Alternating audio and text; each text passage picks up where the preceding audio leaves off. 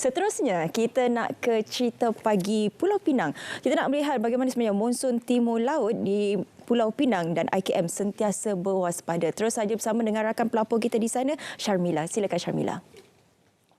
Keadaan cuaca pada ketika ini tidak menentu di Pulau Pinang sendiri. Kadang-kala hujan lebat, kadang-kala panas, kadang-kala renyai dan Jabatan Meteorologi menjangkakan fasa monsun timur laut akan lanjut sehingga bulan Mac tahun depan dan pastinya Jabatan Kebajikan Masyarakat JKM antara badan yang sentiasa bersiap siaga bagi menghadapi sebarang kemungkinan sekiranya berlaku banjir. Dan bersama saya pada ketika ini pengarah JKM Pulau Pinang iaitu Tuan Zakaria Taib.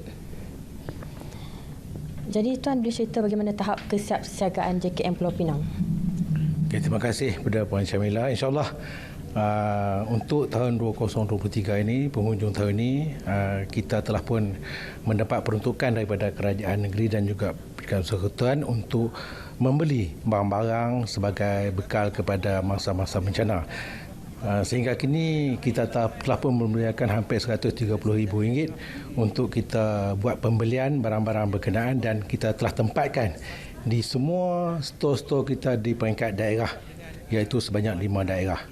Okay, sementara itu kita juga telah bersedia di segi pusat-pusat pemindahan sementara sebanyak 40 buah pusat pemindahan sementara yang telah diwujudkan di semua daerah di seluruh negeri Pulau Pinang yang boleh menampung hampir 193,000 masa-masa bencana.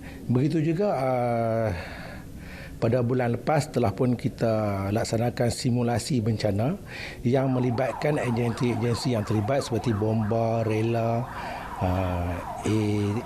ATM dan juga sukeran dan tak lepas juga kepada pegawai kebajikan di mana kita telah pun melaksanakan untuk sebagai refresh kepada kaki tangan kita sekiranya berlaku bencana, maknanya mudahlah untuk kita memberi perkhidmatan pengurusan di pusat-pusat bencana. Tuan, bagaimana pula persediaan daripada segi peralatan dan juga mungkin bekalan makanan?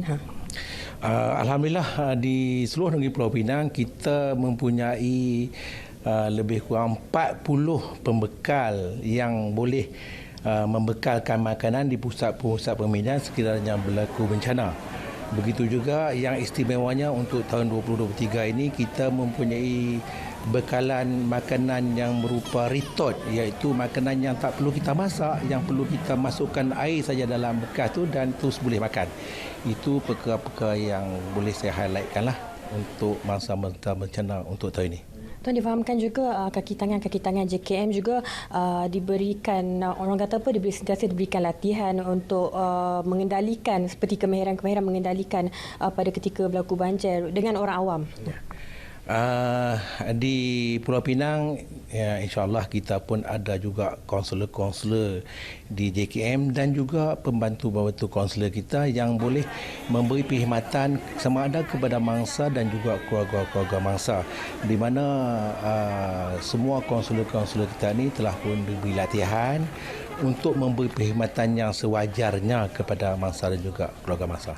Okay. Jadi terima kasih. Jadi itu dahulu yang dapat saya bawakan kepada anda.